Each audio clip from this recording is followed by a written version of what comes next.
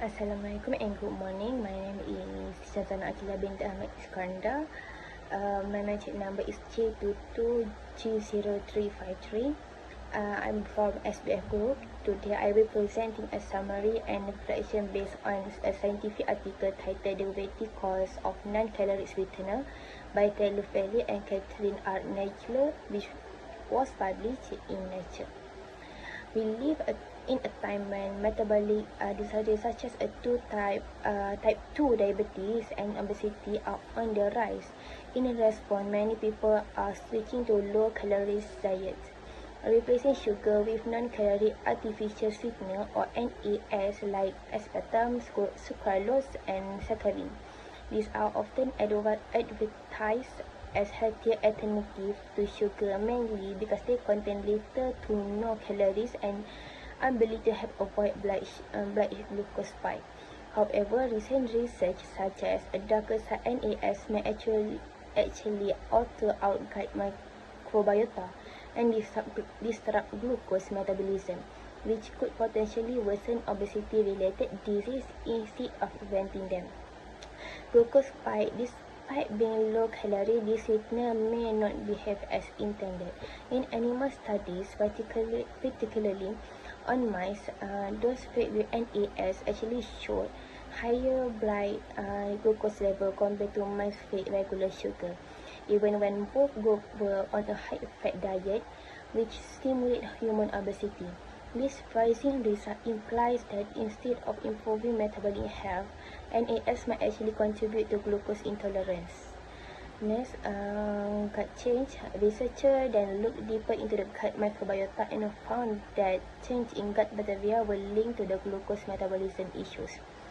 When the mice were given antibiotics to eliminate gut bacteria, the negative effect of NAS disappeared.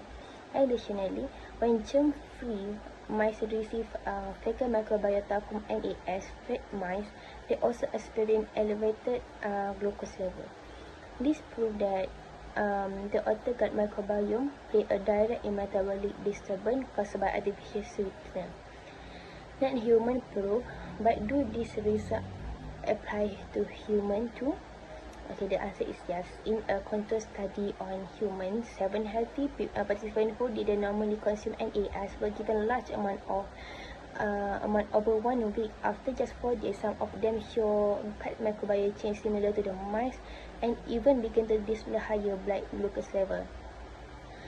Also, regular NAS users were found to have different gut microbiomes with more bacteria associated with obesity and reduced bacterial diversity. Net fat storage. Another concern is the way gut bacteria affect fat storage. Change in bacterial composition can lead to increased lipid fat synthesis, greater energy extraction from food, more fat being stored in the body. This is typically observed in the people with obesity, so although NAS are promoted as diet-friendly, may indirectly contribute to weight gain. Okay, so my personal reflection is, reading this article really changed my perspective. Like many people, I used to think that anything labeled sugar-free or 0 calories was automatically healthier.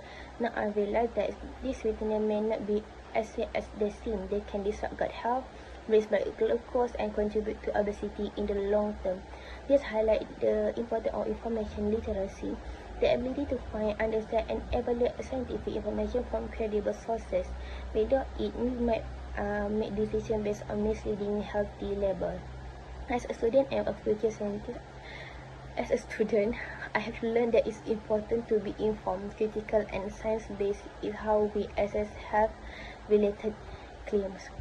So the conclusion, to conclude, with non-caloric artificial sweetener are marketed as a healthy option. Evidence shows that they can have unintended negative consequences on our metabolism and gut microbiome.